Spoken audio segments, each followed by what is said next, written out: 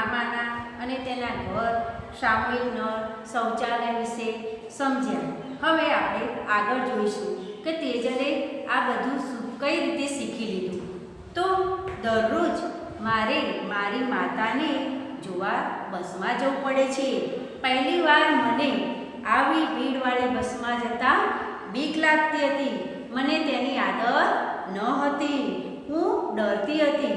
પણ હવે એવું નથી કે મને ખબર છે કે લાઈનમાં કેવી રીતે ઊભા રહેવું, ટિકિટ માટે કેટલા પૈસા આપવા, ક્યાં ઉતરવું, આ બધું જ હવે તેજલે શીખી લીધું છે.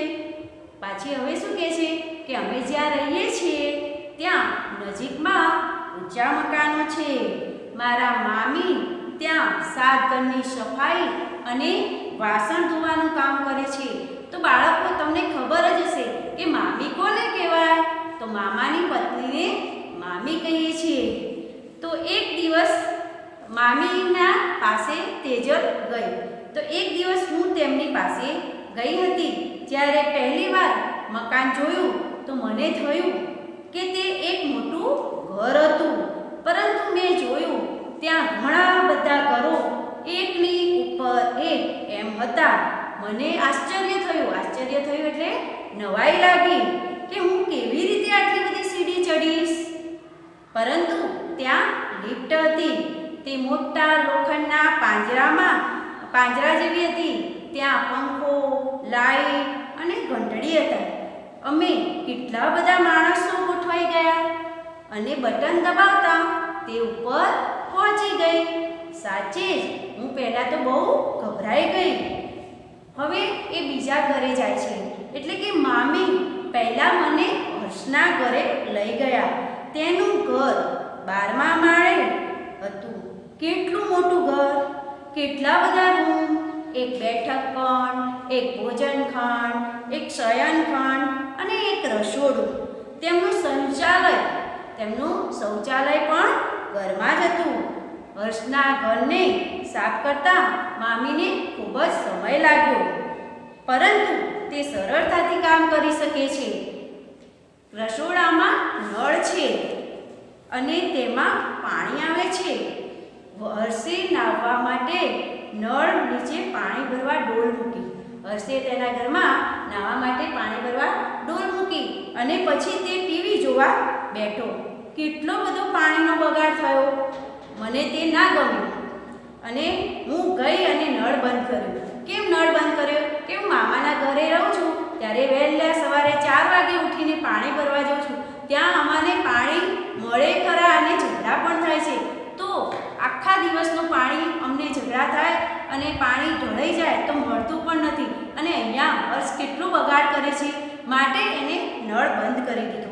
હર્ષના ઘરમાં મોટી કાચની બારીઓ છે. મામીએ મને બારીમાંથી બહાર જોવા કહ્યું. હું મામાની ગલી અને ઘર જોઈ શકતી હતી, પરંતુ કયું ઘર તેમનું છે તે કહી શકતી ન હતી. ત્યાં ઉપરથી દરેક વસ્તુઓ નાનકડા રમકડા જેવી લાગતી હતી. મને ઊંચાઈથી જોવામાં પાછો ડર લાગતો હતો. ત્યાં બધી વસ્તુ ઉપરથી જોતી તો એને નીચે નાની નાની દેખાતી હતી, પણ એને ડર પણ લાગતો હતો.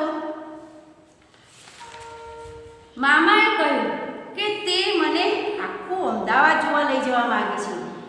અહીં આસપાસ બાળકો રિવરફ્રન્ટ વિશે ખૂબ જ વાતો કરે છે. તેઓ કહે છે કે ત્યાં મોટા મોટા કલાકારો, નેતાઓ અને ખેલાડીઓ પણ આવે છે. જો હું ત્યાં જાઉં અને હું કદાચ તેમને જોઉં તો, જો મામાએ એને અમદાવાદ જવાની વાત કરી તો એને બાળકો બધા જે રિવરફ્રન્ટની વાત કરતા હતા જોવાની, તો કે હું જઈશ તો આ કલાકાર, નેતા અને ખેલાડીઓને જોઈશ. આ દિવસોમાં મામા ખૂબ ચિંતામાં હતા. હું તેમને રિવરફ્રન્ટ જવા દઈ શકું નહીં. હું તેમને મને રિવરફ્રન્ટ લઈ જવા કહી શકું નહીં. છેલ્લા અઠવાડિયે કેટલાક લોકો નોટિસ લાવ્યા કે ત્યાંના લોકોએ તે જગ્યા છોડી દેવી પડશે.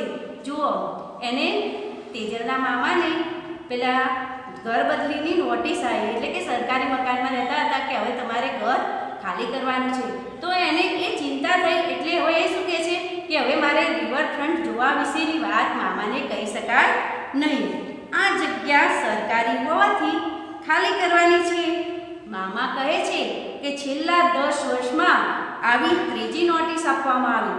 એટલા છેલ્લા 10 વર્ષમાં ત્રીજી નોટિસ આપવામાં આવી. ત્યાં જે લોકો રહે છે તેમને ઘર માટે અને બીજી જગ્યા આપવામાં આવશે, પરંતુ તે થોડે દૂર છે. એ જગ્યા છે એ થોડે દૂર છે. મામાને આટલી દૂરથી કામની જગ્યાએ જવા માટે વધારે સમય અને નાણાં જશે. મામીને બીજા કામની શોધ કરવી પડશે. હું પણ મારી માતાને મળવા કેવી રીતે જઈશ? હજી સુધી મારી માતા પૂર્ણ રીતે સાજી થઈ નથી. તો અહીંયા તેજલને પણ ચિંતા થવા લાગી કે મામાને ઘર બદલવાનું છે, તો મામા દૂર છે તો ઘરેથી ચાલીને જશે, તો એમને નાણાંમાં પણ વધારો આપવો પડશે, બીજા કામની શોધ કરવી પડશે મામીને, અને મારે રોજ જે હોસ્પિટલમાં જવાની તકલીફ પણ પડશે, અને હજી સુધી મારી માતા પૂર્ણ રીતે સાજી થઈ નથી. તો અહીંયા જો તેજલને એના ઘર પ્રત્યે કેટલો બધો લગાવ છે. તો બાળકો, તમે પણ કોઈ જીદ કરવી નહીં અને તમારે જાતે જ બધા કામ કરતા શીખવું જોઈએ. આ પાઠ તમે શાંતિથી વાંચજો. હવે આના ઉપરથી આપણે પ્રશ્નોના જવાબ સમજીશું. ધારો કે પહેલો પ્રશ્ન કે મામાએ તેમનું ઘર કેમ બદલવાનું છે? એ આ પ્રશ્ન કરે છે, કેમ બદલવાનું છે? તો મામા રહે છે તે જગ્યા સરકારની હોવાથી ત્યાં રહેતા બધા જ લોકોને જગ્યા ખાલી કરવાની નોટિસ આપવામાં આવી છે. તેઓને ઘર માટે બીજા સ્થળે જગ્યા આપવામાં આવશે. તેથી મામાએ તેને ઘર બદલવાનું છે. અહીંયા પણ તમે જુઓ, પહેલો પ્રશ્ન છે, આપણે પ્રશ્નોના જવાબ જોઈએ. પહેલા પ્રશ્નમાં કીધું છે કે તમારા ઘરમાં પાણી ક્યાંથી આવે છે? તો જુઓ, તમારા ઘરમાં પાણી ક્યાંથી આવે છે? તો આપણે પાટણમાં રહીએ છીએ.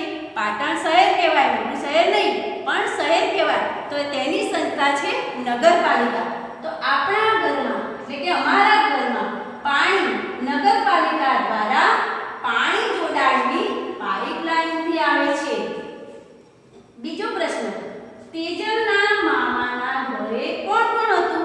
તો તેજલના મામાના ઘરે આપણે આગળ પુસ્તકમાં જોયું કે મામા, મામી, તેમની 2 દીકરીઓ અને 1 દીકરો, એમ 5 વ્યક્તિઓ હતા.